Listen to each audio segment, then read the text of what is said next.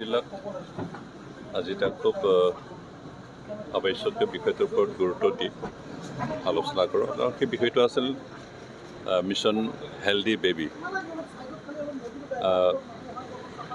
বিগত কেইবছৰমান অনুসন্ধান কৰি গম পোৱা গৈছে যে ওদালগুৰিত জন্মৰ সময়ত শিশুৰ ওজন যিখিনি থাকিব লাগে তাতকৈ কম। সেইকাৰণে এই সমস্যাটো এটা চিৰিয়াছ সমস্যা হয়, কাৰণ জন্মৰ সময়ত শিশুৰ যদি স্বাস্থ্য ঠিক নাথাকে তেতিয়াহ'লে পৰৱৰ্তী সময়ত তেওঁৰ মানসিক আৰু শাৰীৰিক বৃদ্ধিত যথেষ্ট অসুবিধা আহি পৰে আৰু হয়তো পিছৰ গোটেই জীৱনখিনি তেওঁ ৰোগীয়া হৈ থাকিব। সেইকাৰণে আমি কেনেকৈ জন্মৰ সময়তে এটা হেল্ডি বেবী জন্ম দিয়াৰ ব্যৱস্থা কৰিব পাৰোঁ সেই কথাখিনি চিন্তা চৰ্চা কৰি আলোচনা কৰিছিল।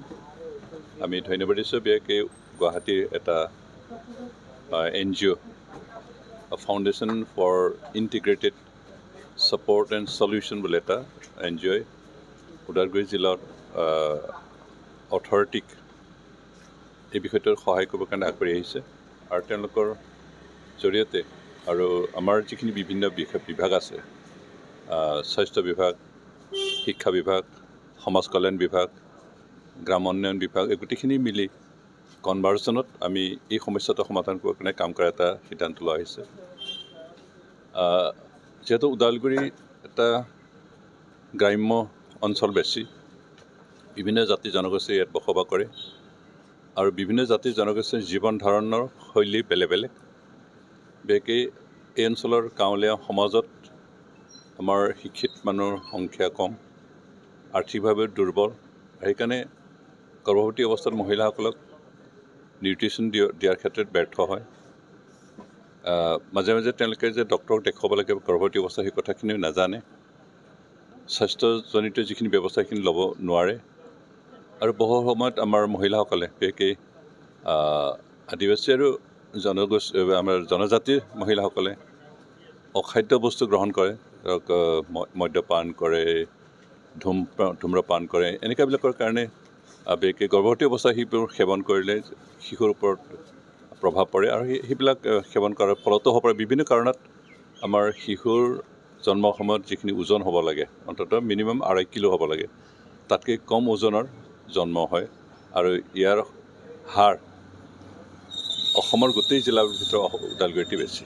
আৰু সেইটো আমাৰ কাৰণে এটা ভয়াৱহ এটা পৰিৱেশ আৰু সেইখিনিৰ পৰা আমি কেনেকৈ হাত সাৰি এটা স্বাস্থ্যৱান শিশুৰ জন্ম দিয়াৰ ব্যৱস্থা কৰিব পাৰি সেই কথাখিনি আলোচনা কৰি এই কেইবাটাও ডিপাৰ্টমেণ্টে কনভাৰ্জনৰ কাম কৰি এই সমস্যাৰ পৰা নিৰাময় কৰাৰ এটা সিদ্ধান্ত লৈছে। আৰু সেইকাৰণে আমি ভাবোঁ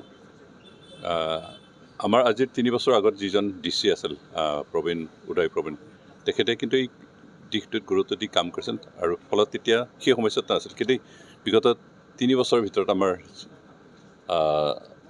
জিলায়ুক্তজন যিজন আছিল তেখেতে হয়তো সেইখিনি দিশত অলপমান নজৰ দিয়াত কিবা হৈছিল, নজৰ দিব পৰা নাছিল, তাৰ ফলত আমাৰ এই সমস্যা আহি পৰিছিল।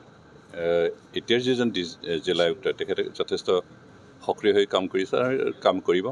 আমি আশা কৰোঁ এই সমস্যাটো দূৰ কৰাৰ ক্ষেত্ৰত তেখেতৰ সহযোগ, লগতে আমাৰ যি এটা অনুষ্ঠান গুৱাহাটীৰ পৰা আহি সহযোগ কৰিবলৈ আগবাঢ়িছে আৰু আমাৰ বিভিন্ন বিভাগৰ যিসকল বিষয় আছে আটাইখিনি একেলগে লগে কাম যদি কৰোঁ তেতিয়াহ'লে এই সমস্যাটো সমাধান হ'ব।